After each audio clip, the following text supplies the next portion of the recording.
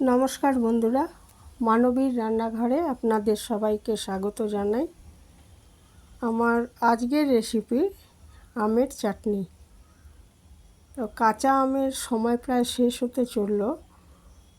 তো এমনি তো এরপরে কোল্ড স্টোরেজে রাখা কাঁচা আম পাওয়াই যাবে, কিন্তু মানে সদ্য পেড়ে আনা কাঁচা আম সেটার সময় প্রায় শেষই হতে চলল।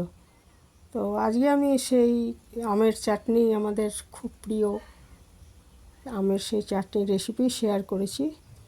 এর জন্য আমি 4টে ছোটো আম নিয়ে নিয়েছি।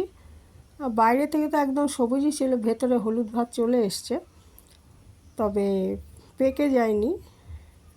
আর খুব টকও ছিল আমটা, সেই জন্য খেতে খুব ভালো হয়েছিল। আর আম টক না হলে আমের চাটনি ভালো লাগে না। তো এগুলো একটু কেটে ধুয়ে রেখেছি।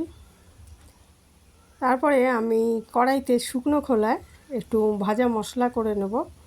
একটা শুকনো লঙ্কা আর 1.5 চামচ মতো পাঁচফোড়ন, মানে মৌরির ভাবটা একটু বেশি আছে এতে। তারপরে এটা আমি শুকনো খোলায় ভেজে নিচ্ছি। ভাজা গন্ধ ছেড়ে গেলে এটা একটু গুঁড়িয়ে রেখে দিলাম, শিলে গুঁড়িয়ে রেখে দিলাম। তারপর ওই কড়াইতেই 1 চামচ মতো সর্ষের তেল দিয়ে দিয়েছি।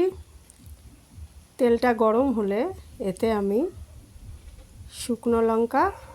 একটা শুকনো লঙ্কা, 1 চামচ পাঁচফোড়ন আর একটা তেজপাতা ফোড়ন হিসাবে দিয়ে দিলাম। ফোড়নটা ভাজা হয়ে গেলে এর মধ্যে দিয়ে দিলাম কাঁচা আমগুলো, দিয়ে একটু নুন আর একটু হলুদ দিয়ে এটাকে আগে একটু সাঁতলে নেব। একটু সাঁতলে নেওয়ার পর এটা পরিমাণ মতো জল দিয়ে ঢেকে সেদ্ধ করে নিতে হবে।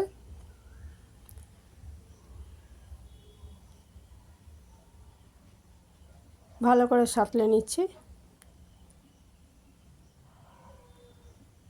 আমের চাটনি অনেক রকমভাবেই করা যায়, তবে এইভাবে করলে খুব ভালো লাগে খেতে। আর খুব হালকাভাবে করা যায়, কোনো মশলা না দিয়ে, রাঁধুনি ফোড়ন দিয়ে। হ্যাঁ, সেটাও ভালো লাগে, তবে এটা বেশি ভালো লাগে আর কি, একটু ভাজা মশলা দিলে। তারপরে আমি এটা জল দিয়ে দিলাম পরিমাণ মতো, দিয়ে ঢেকে সেদ্ধ করে নিচ্ছি। যতক্ষণ না সেদ্ধ হয় এটা ঢেকে রান্না করে নিতে হবে।